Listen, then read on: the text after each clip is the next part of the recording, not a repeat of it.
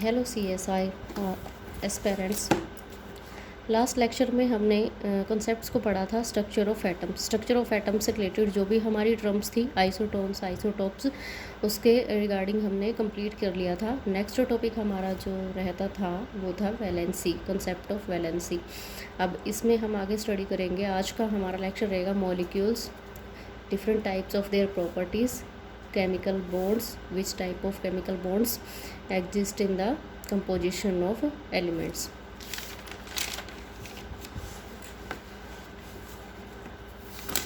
Atom, structure of atom. कोई भी atom होता है, टिनी पार्टिकल होता है, स्मॉल पार्टिकल होता है, उसके पास क्या होता है, उसकी जो स्ट्रक्चर को जब हम स्टडी करते हैं अच्छे से, उसके पास न्यूक्लियस होता है और न्यूक्लियस में प्रोटॉन प्लस न्यूट्रॉन होते हैं। इलेक्ट्रॉन्स ओनली ऑर्बिटल्स में मूव करते हैं। प्रोटॉन और न्यूट्रॉन ये क्या होते हैं हमारे? प्रोटॉन चार्ज होता है, न्यूट्रॉन चार्ज लेस होता है। प्रोटॉन के पास क्या होता है? पॉजिटिव चार्ज होता है और न्यूट्रॉन हमारा चार्ज लेस रहता है और इलेक्ट्रॉन के पास नेगेटिव चार्ज रहेगा। ये इम्पोर्टेंट पार्ट है। इसमें जस्ट डायग्राम और ये हमने याद रखना है इसमें कि जो इलेक्ट्रोस्टैटिक फोर्स है वो हमारा आगे यूज़ होगा। इसमें कोई भी एलिमेंट है उसका मास नंबर, एटॉमिक नंबर, ये हमारा in the biological system only 20 to 30 elements he use होते हैं, उससे ज़्यादा एलिमेंट्स हमारे यूज़ नहीं होते हैं। आइसोटोन्स, आइसोटोन्स में हमने नॉर्मल सी टर्म थी, इसमें हमने पढ़ा था कि जो same number of neutrons exist करते हैं उसको बोलते हैं isotones. If same number of protons होंगे तो उसको बोलेंगे आइसोटोप्स। अब ये क्वेश्चन मैंने आपको बताया था कि CSIR दिसंबर में आया हुआ था। प्रोटियम, ड्यूटेरियम और टाइटेरियम में इसमें पूछा हुआ था कि जो आइसोटोप्स होते हैं कि इनमें से बताओ जो आइसोटोप्स हैं वो कौन से हैं। जैसे कि हाइड्रोजन है, हाइड्रोजन प्रोटियम के पास क्या होता है? 1 होता है नंबर ऑफ मॉलिक्यूल्स, ड्यूटेरियम के पास 2 होता है और टाइटेरियम के पास 3 होता है। रेडियो एक्टिव डिके का भी कंसेप्ट हमने कंप्लीट कर लिया था। इसमें जस्ट आपको यही माइंड में रखना है कि अल्फ़ा, बीटा, गामा में जो रेडियो एक्टिव डिके होता है वो किस बेसिस पे होता है? जब कोई भी एलिमेंट होता है टू प्रोटॉन 2 न्यूट्रॉन को रिलीज़ करेगा स्टेबल होने के लिए, तो वो क्या करता है? अल्फ़ा रेडिएशन करता है, अल्फ़ा रेडिएशन को रिलीज़ करता है और डिके भी रेडियो एक्टिव यही होता है। नेक्स्ट होता है बीटा। बीटा में क्या होता है कि 1 इलेक्ट्रॉन को रिलीज़ करेगा हाई एनर्जी के साथ। और गामा, गामा में क्या होगा कि एक इलेक्ट्रोमैग्नेटिक फोटोन जो कि लाइट पैकेट होता है, इसको हम क्या बोलते हैं? लाइट पैकेट भी बोलते हैं।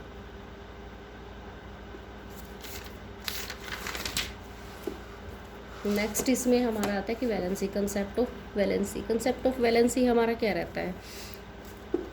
Sharing of electron, transferring of electron and imbalancing of electron. इसका पर्पज़ क्या रहता है हमारा कि जो वैलेंस होता है, वैलेंसी होती है, वैलेंसी प्रॉपर मेंटेन करनी होती है किसी भी एलिमेंट को, वो इसलिए करनी होती है because of they need stability. Stable होने के लिए वो क्या करता है कि अपने ऑक्टेट को कंप्लीट कर लेता है और यही हमारा ऑक्टेट रूल रहेगा। अब जो हमारा CSIR नेट है, नेट के एग्ज़ाम में हमारे क्या आता है कि जो एलिमेंट्स हैं जो स्टडी होंगे, जो केमिकल सिस्टम से बायोलॉजिकल सिस्टम में यूज़ होते हैं। जैसे कि फर्स्ट 22 मैंने आपको बताया 20 to 30 एलिमेंट्स ही ऐसे होते हैं जो बायोलॉजिकल सिस्टम में यूज़ होते हैं। उनका पर्पज़ क्या होता है, क्यों यूज़ होते हैं? क्योंकि वो क्या करते हैं? पेप्टाइड चेन को मेंटेन रखते हैं। और क्या काम होता है इनका? जो ऑक्टेट रूल है कंप्लीट हो गया और बायोलॉजिकल सिस्टम को मेंटेन करेंगे और सोल्ट ब्रीज बनाएंगे।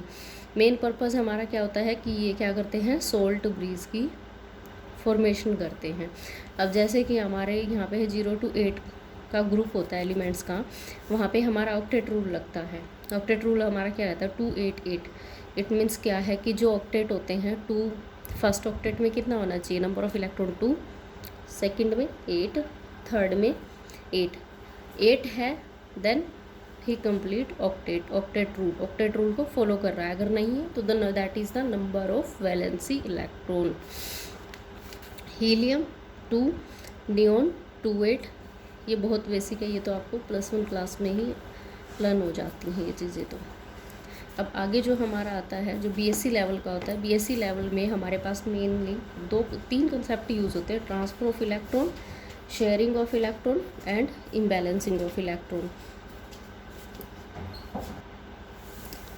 Sharing of electron transfer of electron क्या होता है कि कंप्लीट ट्रांसफ़र भी हो सकता है, इनकम्प्लीट ट्रांसफ़र भी हो सकता है। अब कंप्लीट ट्रांसफ़र होगा तो वो क्या बनाएंगे, आयनिक बॉन्ड बनाएंगे। इनकम्प्लीट ट्रांसफ़र होगा तो क्या, डिसलोकेटेड इलेक्ट्रॉन होंगे तो कोऑर्डिनेट बॉन्ड बनाएंगे। अब यहाँ पे जो ये बॉन्ड बनाते हैं तो इनमें क्या होगा, मॉलिक्यूल जो होते हैं, एक डोनर होता है, एक एक्सेप्टर होता है। डोनर क्या करता है, वो डोनेट कर देता है। एक्सेप्टर क्या करता है, वो एक्सेप्ट कर लेता है। ठीक है, जो डोनर होगा वो डोनेट कर देगा, इट मीन्स उसके बाद तो वापस भी आने हैं ना, तो उसके पास क्या होगा, चार्ज कैसा आ जाएगा, पॉजिटिव, और इसके पास कैसा आएगा, नेगेटिव। अब यहाँ पे एक सिंगल लाइन में अगर हम डिफाइन कर पाएँ तो क्या होता है, valency is a measure of the combining power of an atom. Definition हम क्या लिखेंगे इसमें, it is the number of atoms of a particular element that is combined with one atom of another element to form a molecules. अब यहाँ पे देखो ये important चीज़ है कि the valency of an element is determined by the